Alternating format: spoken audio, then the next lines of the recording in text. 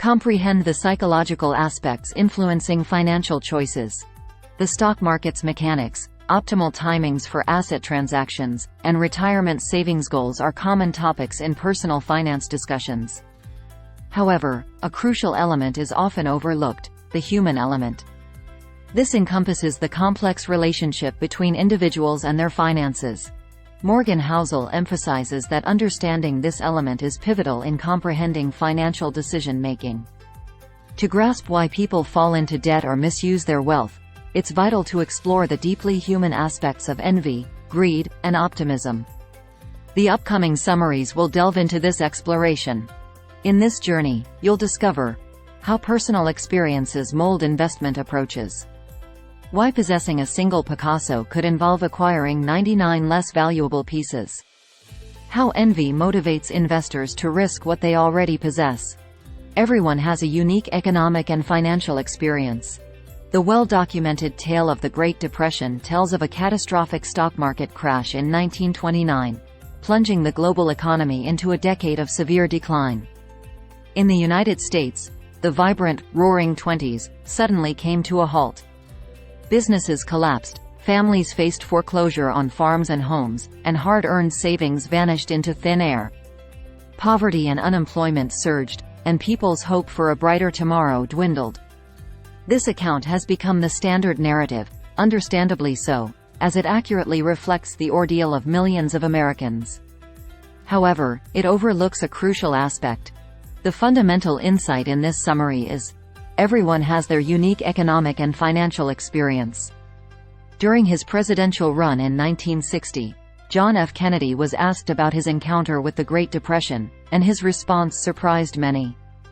The Kennedys were already affluent in 1929, and over the following decade, their wealth not only survived but expanded. By 1939, their household had more staff and occupied a larger residence than at the beginning of the decade. It was during his time at Harvard, while studying the Depression, that he realized the extent of suffering experienced by many of his fellow citizens.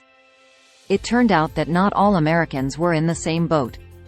Kennedy aimed to address this disparity, helping convince voters that he wasn't merely an aloof elitist but a deserving president.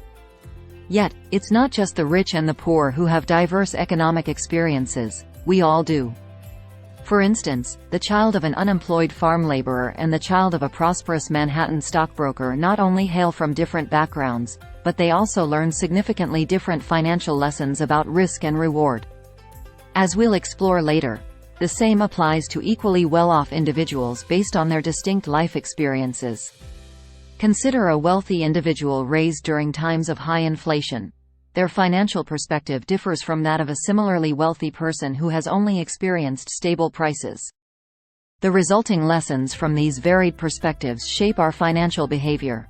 While we often assume we grasp how the world operates, we typically only experience a fraction of that reality. This is a foundational understanding in the realm of the psychology of money. Our knowledge is often more limited than we believe.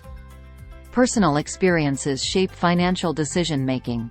When economists construct models of financial behavior, they often base them on a simplified assumption that individuals act rationally, making decisions in their self-interest to maximize their returns. However, real-life situations are far more complex than this tidy idea. Take, for instance, the lottery. On average, low-income households in the United States spend approximately $411 on lottery tickets each year. Concurrently, about 40% of all households struggle to come up with $400 for an unexpected expense. Notably, this 40% largely comprises those low-income households that spend just over $400 on lottery tickets. Is this behavior rational? Not particularly. But it isn't devoid of logic either. If you're living paycheck to paycheck, chances are you don't have sufficient funds for necessities, let alone indulgences like vacations.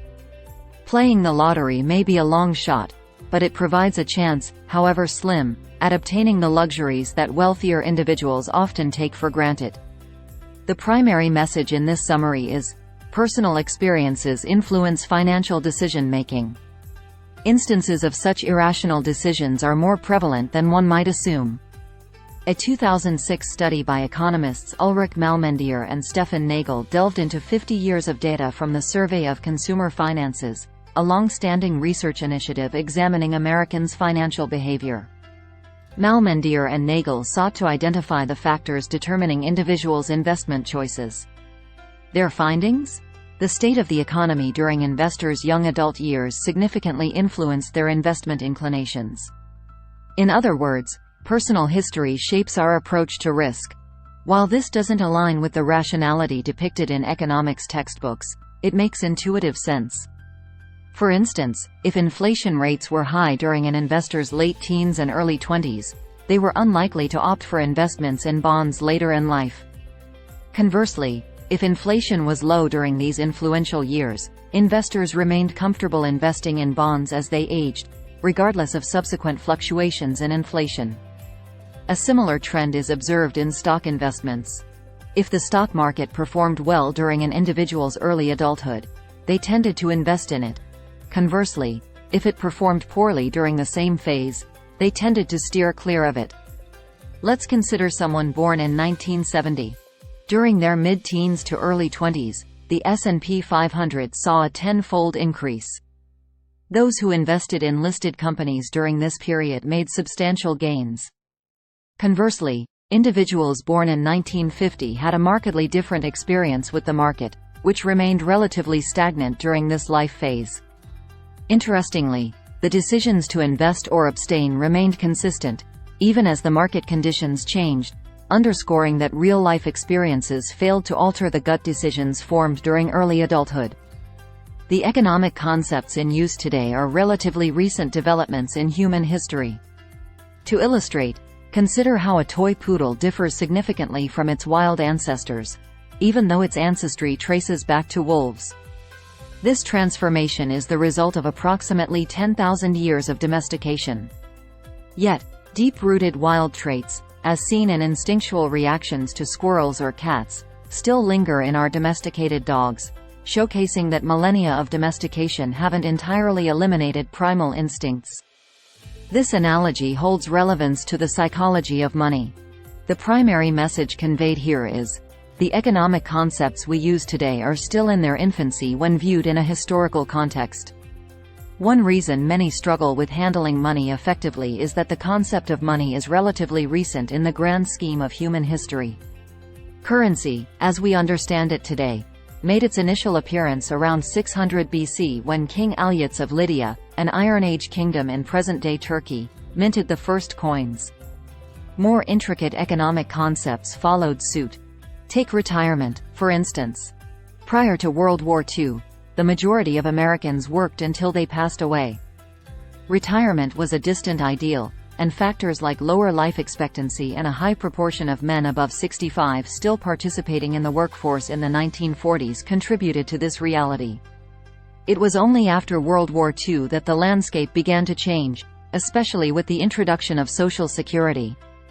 Retirement remained a dream for most American workers until the 1980s when the average monthly Social Security check surpassed $1,000, adjusted for inflation. Even then, only a privileged minority could afford to retire in their mid-60s. Foundational economic concepts, like the 401k, a fundamental method of funding retirement, came into existence as recently as 1978. The Roth IRA retirement scheme was introduced in 1998. Many other critical financial ideas and practices are not much older. Hedge funds gained significant traction only a quarter-century ago, and index funds have a mere 50-year history. Even consumer debt, a vital driver of economic growth in the United States, became widespread after the GI Bill eased borrowing for average Americans in 1944. If we struggle with financial planning and decision-making, it's not due to irrationality but because we're dealing with relatively recent developments in the realm of economics. Luck has a more significant impact on financial successes than one might initially believe. A few years ago, the author asked Nobel Prize-winning economist Robert Shiller what aspect of investing he would like to understand better, and Shiller mentioned wanting to grasp the exact role of luck in successful outcomes. Luck is a complex subject. While most investors and entrepreneurs acknowledge its theoretical influence, quantifying its precise contribution to the success or failure of a business remains challenging. Moreover, there's a tendency to hesitate in attributing others' successes to sheer chance, leading us to overlook luck's role in financial decision-making, which is a mistake. The core message is this: luck has a more significant impact on financial successes than commonly assumed. Economist Bhaskar Mazumdar has highlighted that the income of two siblings is more closely linked than their respective heights or weights. In simpler terms, if your sibling is affluent and tall, you are more likely to be affluent than tall. This correlation is understandable.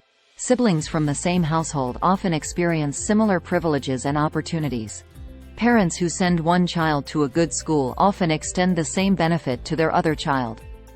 However, when encountering wealthy siblings, they tend not to believe that Mazumdar's study applies to their family.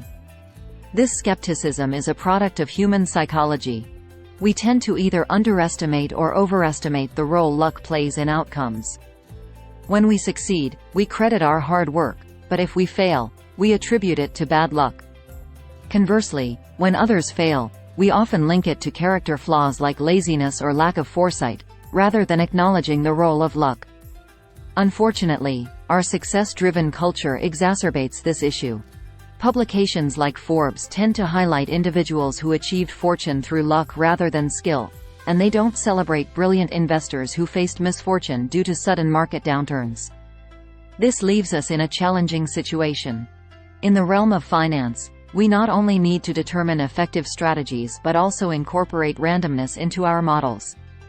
While we might not achieve Shiller's goal of precisely accounting for the role of chance, we can certainly gain a better understanding of luck, as we'll explore further.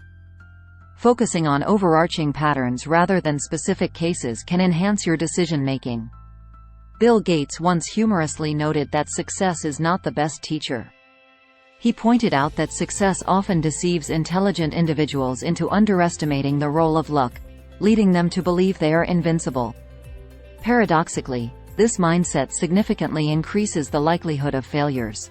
So, how can you integrate chance and luck into your financial behavior effectively? Here's what you should avoid: fixating on isolated cases of specific individuals. When we examine highly successful individuals, we tend to select outliers, the billionaires who have profoundly impacted the world, and this approach can lead us astray. The fundamental message is this: focusing on broad patterns rather than specific cases can enhance your decision-making. Consider the case of John D. Rockefeller, one of history's most successful entrepreneurs. When he began developing his petroleum industry, he encountered a legal obstacle. The laws of the United States didn't align with his objectives. His solution was straightforward: he disregarded them. In fact, his defiance of legal norms was so blatant that one judge likened his business conduct to that of a common thief. Rockefeller's success often influences how we view such behavior. Hindsight allows us to celebrate his vision and portray him as someone who didn't let outdated laws impede innovation. However, if he had failed, we might perceive Rockefeller as an unsuccessful criminal, cautioning us against similar actions. Ultimately, luck plays a pivotal role in these outcomes. Slight variations in legal verdicts or shifts in the political climate could have significantly altered Rockefeller's fate. More importantly, good luck is challenging to replicate. Even if you meticulously replicate the career trajectory of someone like Warren Buffett, there's no guarantee that events will unfold in the same favorable manner for you as they did for him. So, here's an alternative approach. Focus on analyzing patterns of both success and failure. The more prevalent a pattern, the more likely it is to be relevant to your life and financial decisions. Numerous studies consistently demonstrate that individuals who exert control over their daily routines tend to derive greater satisfaction from their work compared to those who don't. Unlike the exceptional cases of extraordinary outliers, this is a widespread observation that you can act upon immediately. Envy can make you reckless. Capitalism is great at two things: generating wealth and envy. Take a rookie baseball player who makes $500,000 a year. By any reasonable standard, he's rich. But say he plays on the same team as a superstar like Mike Trout, who makes $36 million a year. Suddenly, he's not happy with what he earns. He wants what others have, Meanwhile, high earners like Trout compare themselves to those who earn even more.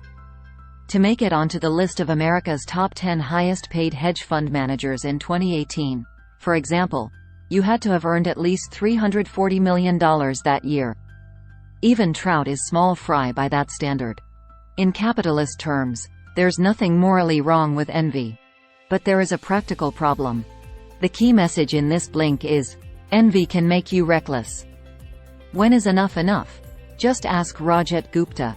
Born in a slum in Kolkata, India, Gupta worked his way up the corporate ladder to become the CEO of management consulting firm McKinsey. When he retired in 2007, he was worth $100 million. He could have done anything. But Gupta was envious. He wanted to be a billionaire. In 2008, Gupta, a member of the board of directors at Goldman Sachs, learned that Warren Buffett was about to invest $5 billion to keep the firm afloat during the financial crisis. 16 seconds after hearing this news on a conference call, long before it was made public, Gupta dialed the number of a hedge fund manager and bought 175,000 shares of Goldman Sachs. This was insider trading and strictly illegal. Gupta didn't care. He just made an easy $1 million. By the time prosecutors caught up with him, he'd racked up $17 million in a string of dodgy deals. It hadn't made him a billionaire, but it was enough to earn him a hefty prison sentence. The moral of this story? Envy drives bad calls, and the cost of those calls is a lot higher than the gains you stand to make. Think of it this way. If you have an insatiable appetite, you'll eat until you're sick. But throwing up is a lot worse than any meal is good, so you don't do that. Leaving opportunities on the table doesn't necessarily mean you're missing out. It's often recognition that trying to devour everything will push you to the point of regret. In other words, don't be Rajat Gupta. Preserving a fortune is more challenging than amassing one. Few stock market traders in early 20th century America could rival Jesse Livermore. Born in 1877, he played a pivotal role in shaping Wall Street. By the age of 30, his net worth stood at $100 million in today's currency. Just prior to the crash of 1929, Livermore made a pivotal decision in his career. He took a short position, betting that stocks would plummet. As anticipated, the market lost a third of its overall value. While fortunes crumbled and reports circulated of bankrupt investors taking desperate measures, Livermore returned to his family with exhilarating news. He had just earned the modern-day equivalent of $3 billion. A happy ending? Not quite. The central message here is, accumulating a fortune is simpler than retaining it. Remember the notion that success is a poor teacher? Following his significant victory in 1929, Livermore believed he was invincible. He placed increasingly substantial bets and faced significant losses, until his fortune was completely depleted. Struggling financially and laden with debt, he tragically took his own life in a Manhattan club in 1940. Evidently, making money is sometimes far more straightforward than sustaining wealth. It's understandable why individuals adept at the former often grapple with the latter. Earning money entails risk, optimism, and courage. However, maintaining wealth involves an entirely distinct psychological realm. It revolves around the fear that everything achieved could be swiftly taken away. Sustaining affluence also demands humility. Post-1929, Livermore believed he was an infallible genius incapable of missteps. Recognizing the role luck played and understanding that success couldn't be perpetually replicated would have served him better. Numerous figures akin to Livermore exist, although their narratives typically lack such tragic endings. Approximately 40% of publicly listed companies eventually lose their entire value. Moreover, the Forbes 400 list of America's wealthiest individuals undergoes a 20% turnover per decade, excluding cases of death and intra-family transfers. So, how does one preserve their existing wealth? In a word, perseverance. The most successful entrepreneurs endure for extended periods without facing ruin.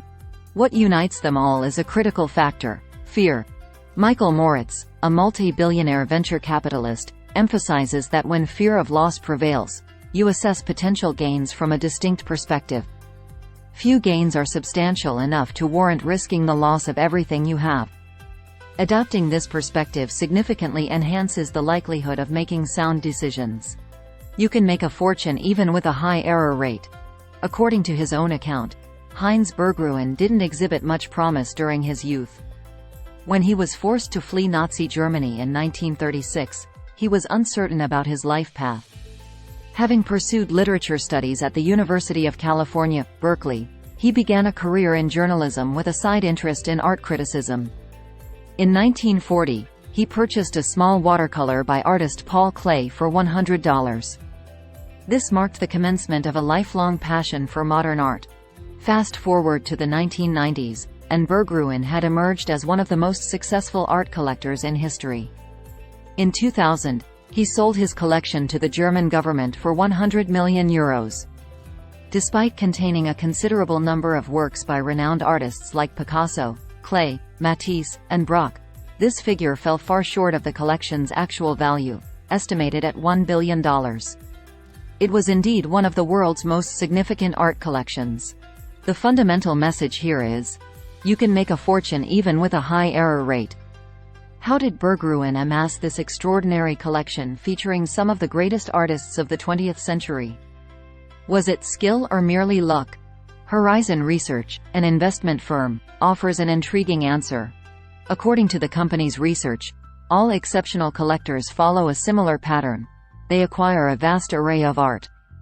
Some of these acquisitions turn out to be exceptional investments, especially if the collector holds onto them for an extended period. However, the majority end up being subpar. The essence, as noted in Horizon's report, lies in retaining the successful acquisitions until the overall portfolio return, encompassing the entire collection's value, aligns with the return from the most profitable elements in the portfolio. Berggruen's approach was akin to that of an index fund. His risks were evenly distributed across a diverse spectrum of investments. Rather than solely acquiring pieces he personally favored or admired, he acquired as much as he could and waited for a few winners to emerge. This strategy is applicable to all forms of investments. It could be termed as the long tail, the phenomenon where a small number of events contribute to the majority of outcomes. While intricate mathematics underlie this principle, it can be simplified to its core. Essentially, when you get a few things right, you can absorb the impact of getting more things wrong. Failure is inevitable. The crucial aspect is the nature of your successes. In other words, when you possess a Picasso, the presence of 99 less valuable pieces in your collection becomes less worrisome. Concluding thoughts.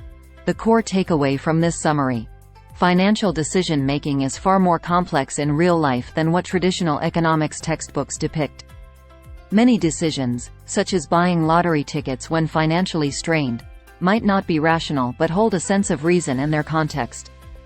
Investment choices are similarly influenced by early adulthood experiences with the economy rather than objective assessments of current market conditions. In essence, financial decisions are intertwined with psychological aspects. The best approach involves acknowledging the role of luck and success, cultivating a fear of losing what you've gained, and diversifying your strategies. Thank you for embarking on this journey of knowledge and inspiration with us. If you found value in our insights and seek more wisdom from the world's most impactful books, consider supporting our channel. Please don't hesitate to like, share, and subscribe to one of the finest book summary channels on the web. By doing so, you'll stay tuned for a continuous stream of uplifting, thought-provoking summaries that propel you into action. Let's embark on this quest for growth and enlightenment together. Happy reading, learning, and growing.